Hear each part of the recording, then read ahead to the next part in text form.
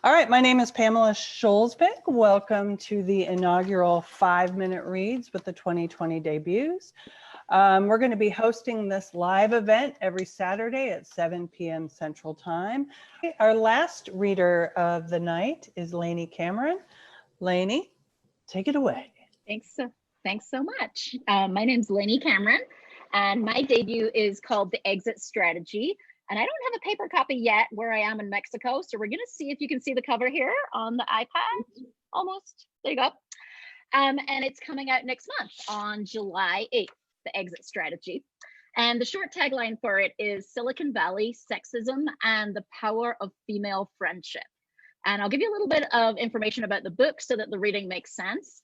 My main character, Rin Brennan, is a venture capitalist, and that means she invests in companies for a living.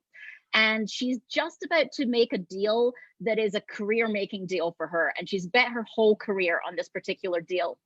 And everything's going fine as planned until she walks into the meeting and meets his mistress across the negotiating table. Her husband's mistress is on the other side of the table in this deal. And so the real question that's posed in this book is, will the women be able to work through it, and will they be able to rise above this particular situation? So the section I'm going to read you is from early in the book. And at this point, Rin knows that her husband is cheating. She just worked it out. She hasn't talked to him yet. And she knows that his mistress is called Carly. Rin opened her prep folder. With the remaining time, she'd review the background of the last executive she had asked to meet today. So far, her negotiations were with Paul Alexander, this company's CEO.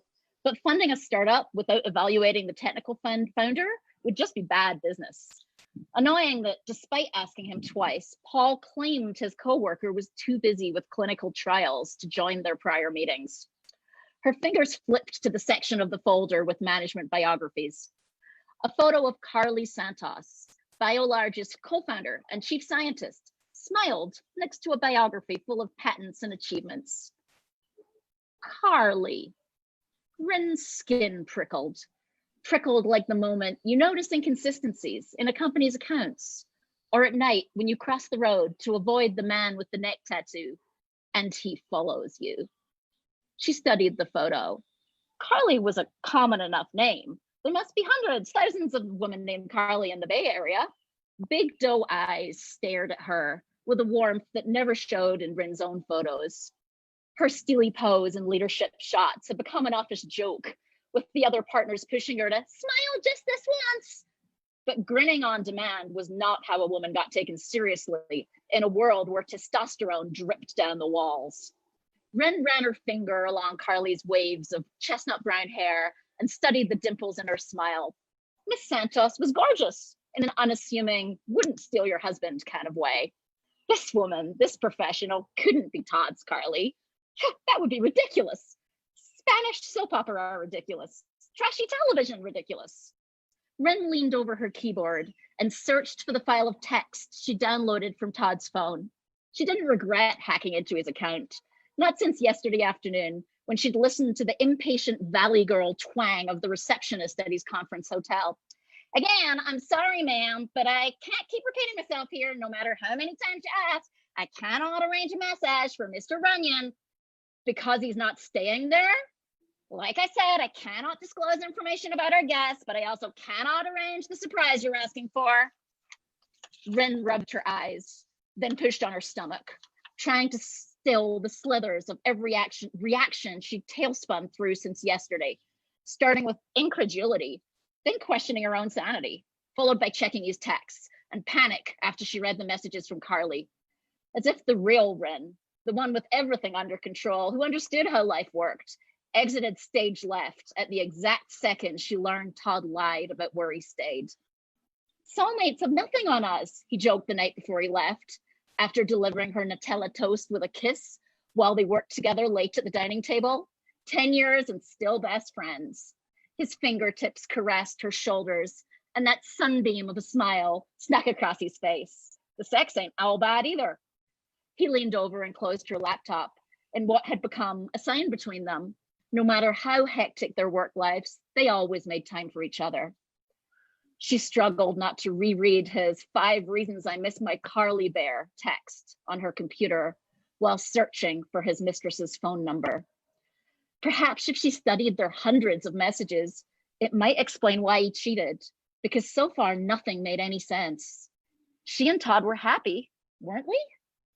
The only reason she didn't call and yell at him not to even bother coming home was she needed to see his face when she asked why.